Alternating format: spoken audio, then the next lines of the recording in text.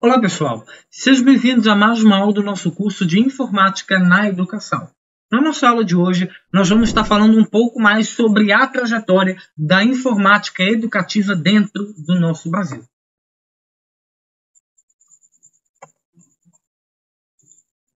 Bem pessoal, de início, é evidente nós destacarmos que de início a informática é responsabilizável por tudo aquilo que se coloca dentro do nosso mundo. Desde os computadores até os celulares mais aplicados, percebemos que essa trajetória que a informática tem com essa tradição, por volta ali da década de 70 e 80, essa tradição sempre foi aplicada. A informática sempre foi uma área que teve como busca a inovação, a transformação e a evolução do seu mundo e até mesmo da sua geração. Na nossa aula de hoje, nós comentaremos um pouco sobre essa história que a informática educativa tem percorrido dentro do Brasil. De início, vamos estar dando uma olhadinha sobre essa historiografia dentro da informática. Antes de começarmos, é necessário nós percebermos que o Brasil deu seus primeiros passos no caminho da informática educativa em 1971. De acordo com o livro do projeto Educom, quando pela primeira vez se discutiu o uso de computadores na física na USP de São Carlos, em um seminário promovido na colaboração da Universidade de Dartmouth, nos Estados Unidos. As entidades responsáveis pelas primeiras investigações sobre o uso do computador foram a Universidade Federal do Rio de Janeiro, a UFRJ, a Universidade Estadual de Campinas, a Unicamp, e a Universidade Federal do Rio Grande do Sul, a UFRGS. Os registros iniciaram na Universidade Federal do Rio de Janeiro, a UFRJ, que, como instituição pioneira, teve como marco a utilização do computador em atividades acadêmicas, por meio do Departamento de Cálculo Científico, em 66, dando então a origem do Núcleo da Computação Eletrônica, o NCE. Nessa época, o computador era utilizado como objetivo de estudo e também de pesquisa, que propiciava também uma disciplina que era voltada para o ensino de informática. Por volta ali do ano de 1973, o Núcleo de Tecnologia Educacional para a Saúde, a NUTES, e o Centro Latino-Americano da Tecnologia Educacional, a CLATES, dessa mesma universidade, iniciaram então um contexto acadêmico, em que o uso da informática como tecnologia educacional voltada para a avaliação formativa e somativa dos alunos. A disciplina de Química, utilizada para o desenvolvimento de simulações, ainda em 73, surgiram então as primeiras iniciativas da UFRGS, sustentadas por diferentes bases teóricas e linhas de ação. Segundo o livro do projeto Edu.com, o primeiro estudo utilizava-se então terminais como o teletipo e o display, que eram as telas de computadores bem diferentes do que nós temos hoje em dia. Num experimento simulado de física para os alunos do curso de graduação, destacava-se também o software C-Sky, desenvolvido pelo Centro de Processamento de Dados, o CPD, voltado para a avaliação de alunos e também pós-graduandos em educação. Nisso, nós tivemos também o grande marco iniciativo da tecnologia brasileira, em que no início de 1983 foi o Instituto de Núcleo Interdisciplinar de Informática Aplicada à Educação, a NIED, da Unicamp, já com o apoio do MEC, tendo o projeto Logo como referencial a maior parte da sua pesquisa, que durou diversos anos. Ainda no final da década de 70 e no início da década de 80, novas experiências foram apoiadas às teorias de Jean Piaget e nos estudos de Papert. Surgiram então na UFRGS, destacam-se então no trabalho realizado pelo Laboratório de Estudos Cognitivos, o LEC. No Instituto de Psicologia da UFRGS, explorava-se então a potencialidade do computador, que era utilizada então a linguagem Logo.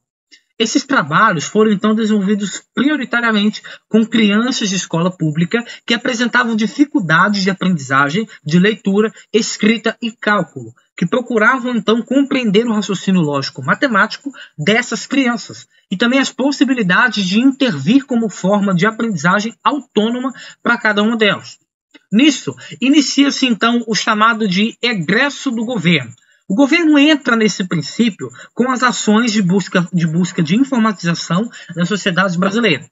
Segundo a professora Maria Cândida de Moraes, O Brasil, a partir de meados da década de 70, estabelece-se pelas políticas públicas que eram voltadas para a construção de uma indústria própria, objetivando então uma maior garantia de segurança e desenvolvimento da nação. Tais políticas condicionaram então a adoção de medidas protecionistas para a área. Desse modo, o governo brasileiro deu então a origem à Comissão Coordenadora das Atividades de Processamento Eletrônico, o CAPRE, a Empresa Digital Brasileira, a Digibras, e também a Secretaria Especial de Informática, a SEI. Essa última nasceu então, a SEI, então, nasceu como órgão executivo do Conselho de Segurança Nacional da Presidência da República, em plena época da ditadura militar, tendo então como finalidade regulamentar, supervisionar e fomentar o desenvolvimento e a transição tecnológica do setor. Com a criação da SEI, como órgão responsável pela coordenação e pela execução da Política Nacional da Informática, buscava-se então fomentar e estimular a informatização da sociedade brasileira. Voltava-se então para a capacitação científica e tecnológica, capaz então de promover a autonomia nacional, que era baseada em diretrizes e princípios fundamentais. Olá, peço desculpas por interromper sua aula por um breve momento, mas tenho algo importante e vantajoso para compartilhar com você. Se você está gostando desta aula, tenho uma ótima notícia. Agora você pode levar sua experiência de aprendizado para o próximo nível fazendo sua matrícula em nosso site. Ao se matricular, você terá acesso exclusivo a uma série de benefícios. Primeiro, você pode baixar a apostila completa do curso em PDF, perfeita para acompanhar as aulas e revisar o conteúdo sempre que precisar. Além disso, ao concluir o curso, você terá a oportunidade de adquirir um certificado de conclusão, um grande passo para o seu desenvolvimento profissional e acadêmico. E sabe o que mais? Ao assistir às aulas diretamente em nosso site, você terá uma experiência de aprendizado sem interrupções ou propagandas. Isso significa mais foco e eficiência no seu estudo. Então, não perca essa chance.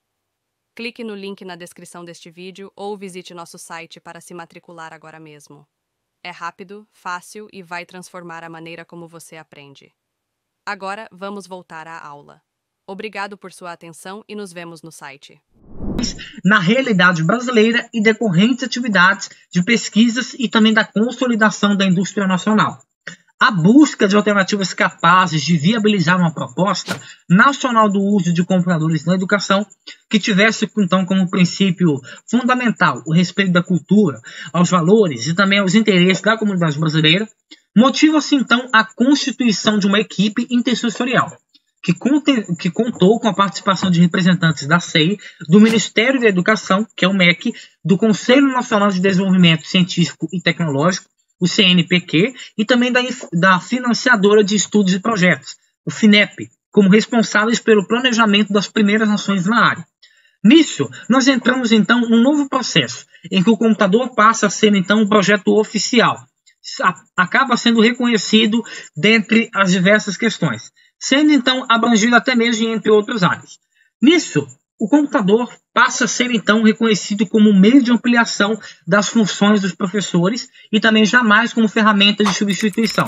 Nesse quesito, nós temos o que nós chamamos de abrangência do trabalho docente, em que foi nesse seminário que, ainda de acordo com a professora Maria Cândida Moraes, surge a primeira ideia de implantação de projetos piloto em universidade, cujas as investigações ocorriam em caráter experimental e também deveriam servirem subsídios a uma forma política nacional e informatização da educação. Foi nesse período em que foi recomendado as exigências que atendessem em graus diferentes e também modalidades discursivas de ensino que deveriam ser desenvolvidas por equipes brasileiras em universidades de reconhecimento e capacitação das áreas de educação, psicologia e informática. Após essa realização desse primeiro seminário, foi criado então um grupo de trabalho intersessorial, com representantes do MEC, da SEI, do CNPq e também do FINEP, para a elaboração de subsídios para um futuro programa de informática na educação, o PIE, que possibilitasse a implantação dos sugeridos centros piloto e colaborasse então para o delineamento dos principais instrumentos de ação. No ano de 1900, em dezembro de 1981, foi divulgado então o documento chamado Subsídios para a Implantação do Programa Nacional de Informática da Educação, que apresentou então o primeiro modelo de funcionamento de um futuro sistema de informática na educação brasileira, elaborado então por aquela equipe. Esse documento ele recomendava que as iniciativas nacionais deveriam estar centradas nas universidades e não diretamente nas secretarias de educação, pois era necessário construir então conhecimentos técnicos científicos para depois discuti-los com a sociedade brasileira. Nesse quesito, tivemos então o avanço comum do computador. O computador nesse período ele então se avança e passa então a ser o auxiliar, ser ali o combatente juntamente com o professor. Nesse período, iniciam-se então medidas para a colocação da área. Nesse sentido, temos então a inovação dos laboratórios de informática, em que o NTS, o MIT, o NTE, são locais que foram adotados por infraestrutura de informática e comunicação, que reúnem educadores e especialistas em tecnologia de hardware e software. Esses profissionais que trabalham no NTS são especialmente capacitados pela Proinfo para auxiliar nas escolas em todas as fases do processo de incorporação das novas tecnologias. A capacitação dos professores é realizada a partir desses núcleos, nos quais os agentes multiplicadores dispõem de uma estrutura necessária para qualificar os educadores a fim de utilizar a internet no processo educacional. O laboratório de informática, que é um patrimônio que pode beneficiar toda essa comunidade, e o NTE, que é um agente colaborador, tinha então como função ali, a orientação do uso adequado desses instrumentos, para então promover o desenvolvimento humano, não apenas na escola, mas em toda a comunidade, otimizando então os resultados que eram localizados em todas as unidades de federação. Cada núcleo atendia em escolas situadas de uma mesma região. O número de escolas a serem atendidas, bem como o número de cada estado, o NTE, é estabelecido de maneira proporcional ao número de alunos e escolas de cada rede de ensino público estadual. O SET foi criado para viabilizar e apoiar as ações do Proinfo e todos situados na sede do MEC, em Brasília. Suas principais contribuições, então, foram o estabelecimento de redes de comunicação, redes que pudessem levar a comunicação e interpretação de letras e símbolos pela transmissão dos computadores, a divulgação dos produtos, o marketing que era realizado ali dentro da divulgação da inovação e também da publicação de novos produtos tecnológicos, a disseminação das informações, que foi ali a divulgação, pegar aquelas informações ali e divulgá-las para qualquer um dos lados, a promoção do uso de novas tecnologias, manter essas tecnologias dentro de um quesito adaptado, ou seja, pegá-las ali para utilizá-las para essa finalidade, e também o uso de atividades em áreas de telemarketing e também de infraestrutura de informações. A estruturação de informações para uma nova base era formada por meio de subsídios que eram colocados ali. Então, dentro de cada um daqueles períodos, nós tivemos marcos bem diferentes. Mas em cada um desses processos tiveram ali um risco diferente, até mesmo cada um desses processos aí também, né? Bom, pessoal, essa foi a nossa aula de hoje. Qualquer dúvida com relação a uma das nossas aulas anteriores, pode mandar através do nosso e-mail que nós vamos estar respondendo o mais rápido possível. Essa foi a nossa aula de hoje e até a nossa próxima aula. E aí, tudo bem? Estou passando apenas para deixar um recado bem rápido para você que acabou de ver essa aula e que gostaria de assistir a todas as aulas desse curso. É bem fácil, basta você clicar no link que está na descrição deste vídeo ou acessar www.novacursos.com.br. Fazendo sua matrícula em nosso site você terá acesso a todas as aulas desse curso e mais centenas de outros cursos, além de poder fazer avaliação. E caso você queira, poderá estar adquirindo o certificado com um valor bem acessível. Esse foi o recado que eu queria dar, aguardo sua matrícula. Até breve!